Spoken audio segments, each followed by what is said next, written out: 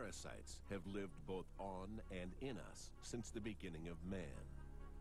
They have evolved to develop specialized techniques to invade our bodies and evade our defenses. While medical advances have bolstered our ability to detect and treat parasitic infections, the parasites continue their quest for shelter and sustenance within us. One method of infection is through our dietary intake. Imported foods have played a significant part in the increase of parasitic infections in the U.S. Today, after the agricultural revolution, and of course with rapid transit, the ability to ship products from one place to the other in less than 18 hours. Parasites can come to us now. We don't have to go to them any longer. So this raises the possibility for the spread of parasites in places that they never existed before. Another interesting aspect of the whole phenomenon of foodborne diseases is a parasitic disease called anisakis. It's caused by a fish parasite that is transmitted to humans when they eat sushi, which of course is uncooked fish. And this parasite, which is a normal parasite of fish, can be acquired by humans, and it causes a local invasion of the gastrointestinal tract that in some cases can mimic stomach disease or appendicitis. In this country, in the United States, we've had a burgeoning sushi industry. Lots of people eat sushi. In fact, I eat sushi. I eat it safely. Why? Because we now know how this parasite is transmitted. It requires the fish to sit around for a while in a non-fresh state. Now, you can define that any way you want, but in fact, if you catch a fish and place it on ice immediately, this parasite stays in the gut tract of those fish. If, on the other hand, you catch the fish and it sits on the deck of the boat for a while and warms up, the parasites will then crawl out of the gut tissue into the meat of the fish. Now, when you put it on ice and bring it in and make sushi out of that, you have the option, at least, of catching that worm. We've become aware of that. The fish that is served in the sushi parlors of America, at least, and I'm sure in Japan as well, is as fresh as the day it was caught. But not all foodborne parasitic infections have been conquered.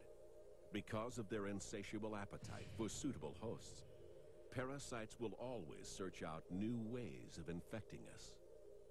Tapeworms are parasitic flatworms that live in the intestine of humans. Most commonly, they're acquired through the ingestion of uncooked flesh that has the larval stages of the parasite.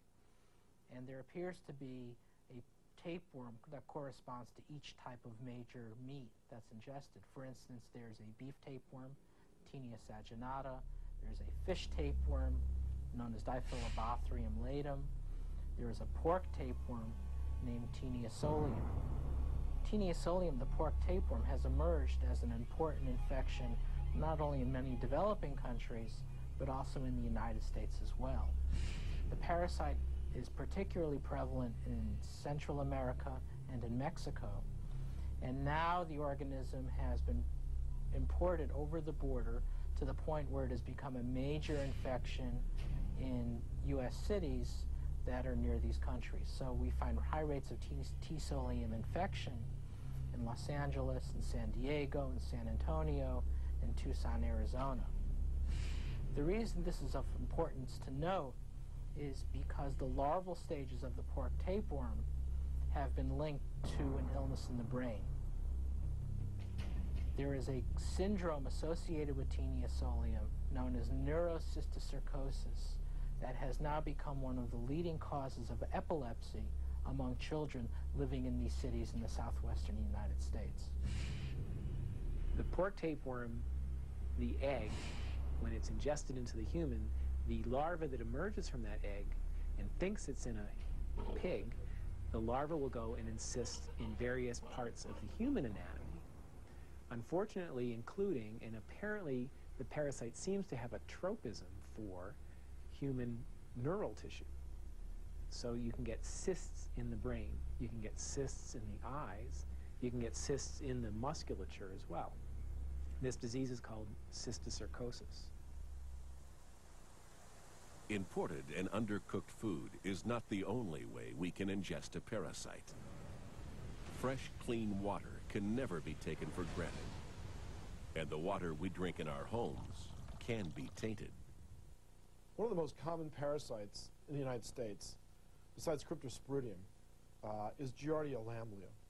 Giardia Lamblia is one of our more photogenic parasites. Parasitologists love to talk about Giardia because it looks like a little monkey face, or it has a personality, it has a smile, it has a little flagella. People like to talk about it. They don't like to catch it. So where do you catch Giardia? Well, you catch it from drinking contaminated water.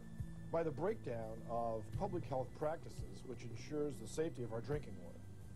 It's a constant struggle to maintain a filtered water supply for communities that are dependent upon those filtered water supplies. In reservoirs, for instance, or in natural bodies of water, they have a real problem ensuring the fact that Giardia Lamblia doesn't enter their drinking water supply. And any time the filtration system fails, you can get outbreaks of Giardia.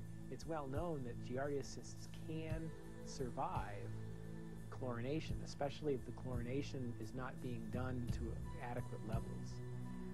So there have been large waterborne outbreaks of giardiasis in the United States associated with either malfunctioning or poorly designed municipal water supplies. The diarrheal disease caused by Giardia is somewhat different than the usual diarrheal illness because of where the parasite lives in the human host and the fact that especially in heavy infections, the parasite actually adheres to the walls of the small intestine. But generally speaking, it can be treated with antibiotics. While giardiasis may cause us temporary discomfort, waterborne disease in the tropics can bring crushing illness.